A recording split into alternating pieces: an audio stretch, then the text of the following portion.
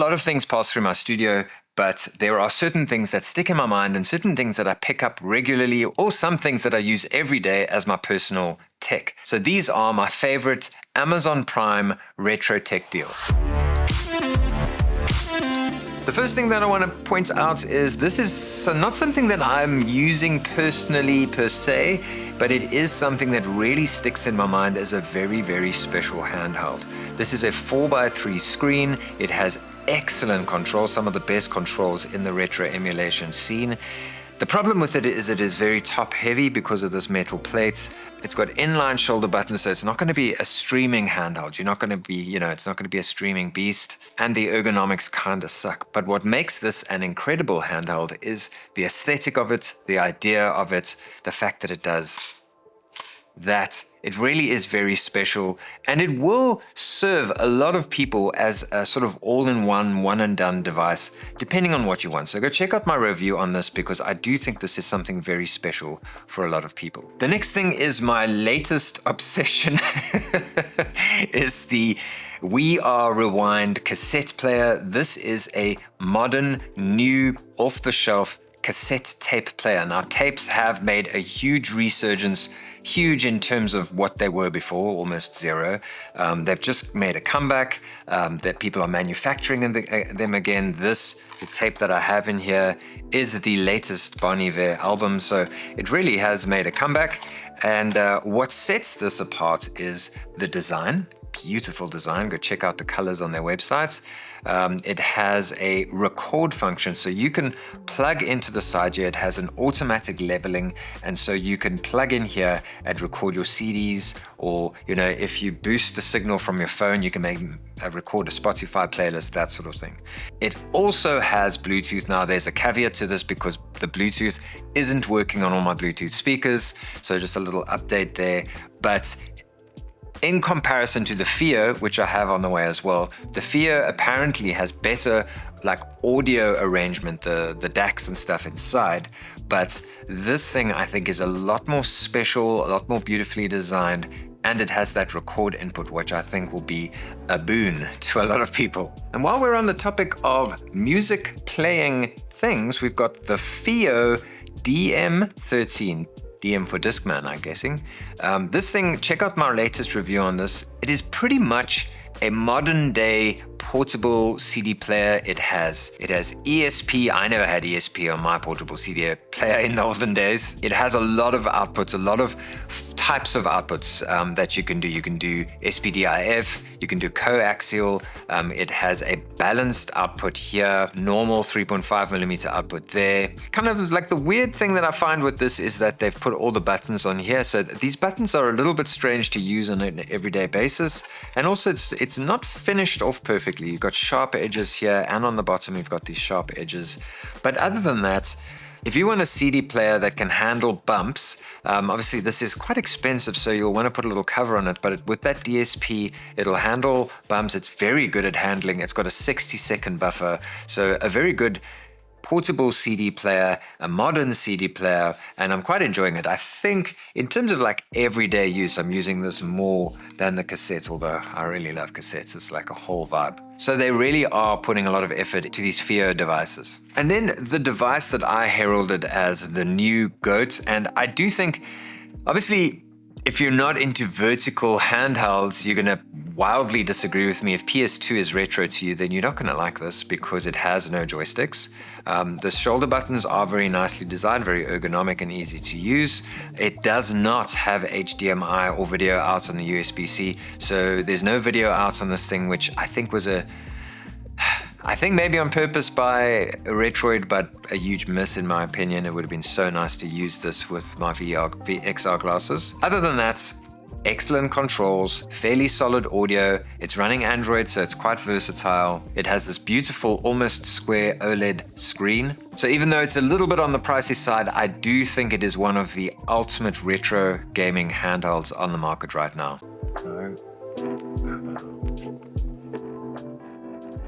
What are you doing? I'm trying to set up quickly for the podcast that I'm about to launch, and I can't figure out how to do this live stream thing. OBSBOT have got a bunch of easy-to-use live streaming products on Amazon. Really? Yes. I can't believe you didn't know this existed. We already looked at the Meet SE. Now this tiny SE has got smart tracking with a swivel head feature. It has a 1/4 inch thread built into it, and the little mounting mechanism is built into the product, which is quite handy. I really think the OBSBOT Tiny SE is going to be useful for you in different parts of the studio where you want to move around. And the AI features are pretty exceptional. You can set areas where you don't want the camera to roam to. You can set parameters for how wide you want the tracking to take effect. You can set the auto tracking to be a close-up, upper body, or just a general view. I actually think this might be handy as an extra camera while you're filming for YouTube. I mean, compared to all the stuff that I'm gonna have to buy for proper live streaming and to get it set up quickly, these prices are actually pretty affordable. Yes, I can't believe you didn't know this existed. Okay, so by the way, the OBSBOT are offering up to 20% off discount for Prime Day. So that is, you know, the sponsored reason for this video. All right, and this is the new Vitures. They asked me to launch the video for these today. Unfortunately, I promised OBSBOT that this video with their insert would go out today. So look out for my review of the Viture Lunas coming out in a couple of days. This is a huge revamp of their previous Vitures. There are some sort of technicalities to it. It's a bit of a complicated launch because they have this Luna range, they have the Pro, they have a few other models, and I'm still wrapping my head around that part of it. What I know about these Viture Pros is that they have chosen to sacrifice the diopter adjustment on the top here for a wider angle of view. This screen is also a lot brighter and a lot crisper. It has these cool lights on the side here for certain, you know, when you do certain things, the lights do certain things. And what I will say about the Vitures is that although this diopter adjustment is a problem for me with my eyes, the previous model has got a narrow field of view and I use them all the time. So I am working with them to get my prescription inserts, but I'm going to do the review with contact lenses in and just tell everyone what it's like. They are a lovely addition, a very expensive addition, but a lovely addition to your gaming world, to your movie watching world. I watch my series on here very often. If my wife falls asleep and I want to watch some Daredevil, I put these on. So this is the new upgrade of the previous Vitures, and so far so good. I'm really liking them, and I thought I would mention them in today's video, even though they're not retro tech. They also have a better fit, like they look better on the face. Like they're kind of bordering on, you know, being willing to walk outside with them on, and they do have a better fit, like a more comfy fit on the face. Cool, a really fun one, and this is definitely retro. It's definitely for the gamer nerds. This is the Guardian of the Galaxy Awesome Mix Volume 1. I feel like this might have started the whole like retro interest in cassette tapes, because this was a huge hit. This has got a great olden day, like I was like, I don't like these songs, but I'm gonna get it. It's a nice collectible, and the songs are pretty cool. You feel like Star-Lord when you're listening to it. And it's just a lovely collectible. It's got the Marvel logo over there, and they really have gone through a lot of effort to make this look like an olden day tape as you remember it when you were a kid. So a lovely little collectible. I'd highly recommend it. If you have a tape cassette player, then yeah, go for this.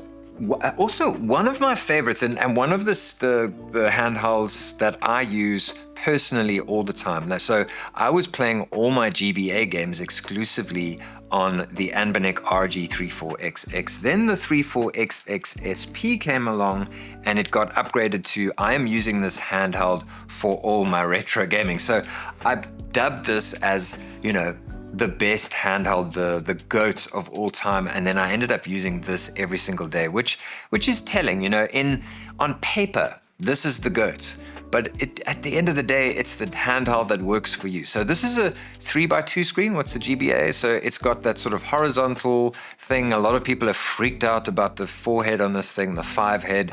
Doesn't bother me at all. I just love this for Game Boy Advance. I played Tetris on it. I played PSP Tetris on here because of the screen, which is my favorite Tetris. I did a little button mod, so go check out my video. The buttons are absolutely perfect now, and it does have joysticks, which is a practical thing, and I'm kind of glad they did that. Not working on my MIUI OS installation. Shoulder buttons are excellent. and it flips. So this is just a practical handheld that you pop in your pocket, chuck in my bag with my cassette player, and off I go, the retro dude. Very nice. I love this handheld. Very good hinge. You see I've put Mu OS on here, but I like Anbernic's operating system. It's come a long way. Check out my review for this, but if you don't mind, slightly clicky buttons, a small 3x2 screen for GBA, and you really like the idea of having something that just flips so that you don't have to put it in a cover or anything, just chuck in your bag. This is lovely, and it's not super duper expensive. I know these handhelds are getting quite expensive these days, but it's not crazy expensive. Like this is $150 or something. So again, on paper, for the money, you're getting a lot. But at the end of the day, what's the handheld you actually going to use? And I feel like that's another video for another day. Okay, staying with retro but veering off gaming is my little Ektar H35N. Look out, I'm going to start doing a little series of my film photography. I went on a lovely trip with my wife and I took a lot of film photos, and I feel like I really want to document it. So I'm going to be sharing each roll of film, what I went through and what the roll of film captured for me, and the moments that it captured for me, and my enjoyment of that specific roll of film. And this thing went with me through the entire holiday because it takes a 36 exposure roll of film and turns it into a 72 because it uses half the frame. So what I do is I just develop this film at a much higher resolution so that I'm still getting decent resolution digital images when they send them to me from the development lab. So that's one of the things. It has this star feature, so I'm using it as a lens protector, but it does have this star feature. I think this is specific to the N. You can actually see the star feature appear on screen there. It also has a flash. It has a bulb feature. The H5N has a glass lens, which apparently makes a nominal difference, but I like the fact that it adds a little bit of sharpness to the images because these things aren't the sharpest. It's like a GoPro kind of thing. You just kind of point and shoot. And it is in vertical form factor, vertical orientation. So if I took a photo now, it would look like an Instagram vertical photo. And it's beautifully designed. Well done, Kodak, for making a retro. It is cheap. Like for the money, when my wife got it for me I think it was for my birthday, and she was like, that seems quite cheap for what I paid. So it is cheaply made, but that's because, film is still making a comeback and it's difficult to get these things manufactured at a decent price. So I don't know, for me, the value is invaluable. I really love it. You might not agree, but go check it out. It gives you a lot more value when you put your 36 roll of film and it turns it to 72. Possibly my favorite handheld that I have ever had in the studio. I love the Odin 2 Portal. I was like kind of raved about it and then kind of, lost the luster and went back to this. It's just, I prefer a slightly more compact handheld. It does have a bit of a funny screen. It's got this vignetting, halation, like gradient thing that going on, which is a bit strange. You get used to that and you actually start to love the screen. The color and that of the screen is really nice. It's got the PS Vita thing, which I'm here for because that was huge in South Africa. It's nice and chunky and heavy, feels great in the hands. The controls are exceptional. So you got the joystick up top, very nice joysticks. You've got this translucent, slightly clicky D-pad. These action buttons have got just the right amount of travel, or actually quite floppy, like quite soft to the press. It has these translucent clicky shoulder buttons, very nice linear motor triggers, and it's super powerful. Can play pretty much anything you throw at it for emulation. So very expensive, but one of the nicest. When you pay that kind of money, it's nice when they put a bit of effort into the design, because then you feel like you're getting your money's worth. This is that. It's just, if this design appeals to you, I reckon go for it. You'll thank me later. Oh, okay, so just one more on the list is this Wukong and 8BitDo collab. This is, the reason, as you can see in the theme here, is design. I love a pretty piece of tech. Like, this thing is beautifully designed. I'm not even a Wukong fan. I haven't played the game, but this is my favorite controller.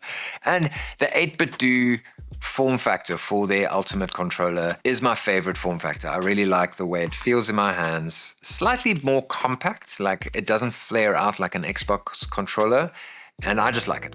I like the feeling of it. I like the experience of it. They've got this sort of hybrid, clicky dome switch, but also feels like a membrane D-pad, and slightly clackety but big buttons, and then your excellent joysticks.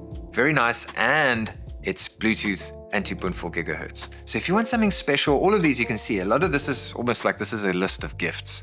Because if you want to buy somebody a very special controller, the Wukong controller is great. And I know they have a new collab. I can't remember what game it is, but it's this red with like all these prints in it. It looks super cool, so I can check that one out as well. Okay, so to finish up, I've written down a few things that I have on my wish list that I want for the channel, that I want to like show you. So I haven't tested these things, but I think they would be useful to people in my specific audience. So the first thing is USB-C to 3.5mm headphone jack, a DAC. So with a lot of these things, I don't know why no one's ever mentioned this to me before. So if the handheld, I'm not sure, that's why I want to test it. If the handheld has audio coming out the USB-C port, like for instance, this is an on the go, so it might work, is you get a DAC and then it improves the audio quality. So all you need to do is get used to the GNU music player that comes on all these Linux devices, and then you have a really cool music player. So for instance,